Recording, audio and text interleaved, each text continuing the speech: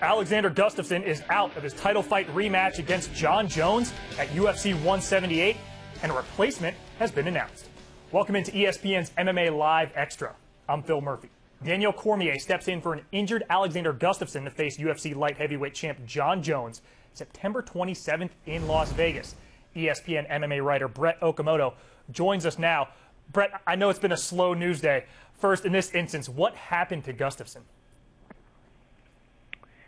Well, the reports are that Alexander Gustafsson has suffered a knee injury in training. The UFC has confirmed that he is out of that fight, as you mentioned, with Jon Jones, which is a bummer because that was the biggest fight of the year, in my opinion, that rematch of the 2013 fight of the year that Jones won via unanimous decision. Gustafsson is a really durable guy. I mean, he's been known for that throughout his entire career, but you know, these things tend to happen. Gustafsson falls out of what would have been a really big fight here in Las Vegas.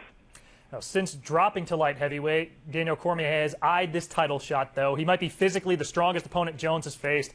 He might have the best wrestling pedigree, but Brett, his light heavyweight wins have come against a UFC newcomer and an aging Dan Henderson. What kind of threat do you think Cormier poses to Jones?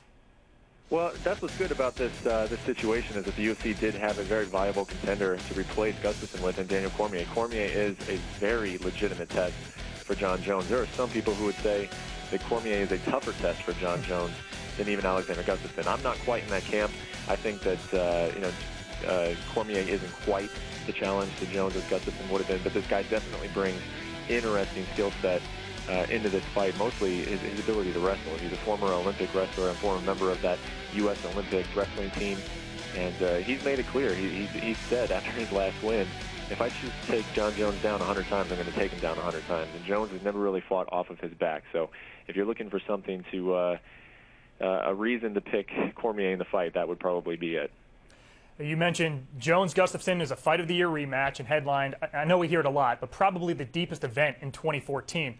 In your opinion, how does this change affect the card as a whole? Well, I would say that the card is weakened slightly as a whole because of this. I mean, again, the 2013 Fight of the Year was, in my mind, Jon Jones versus Alexander Gustafsson. That might have been the absolute best fight in UFC history. So to try and get a rematch of that, of course, there were a lot of people excited about it. Alexander Gustafsson from Sweden, so he brings that European fan base into the mix. But Cormier is a very worthy contender, as I mentioned before, and I'm excited for this fight. And I don't think it will hurt it too bad, but certainly I think it's diminished just a little bit. He's ESPN MMA writer Brett Okamoto. Brett, thanks so much. You got it. For more on this story and all mixed martial arts news, keep it locked on ESPN.com/MMA. For Brett Okamoto, I'm Phil Murphy. Thanks for watching.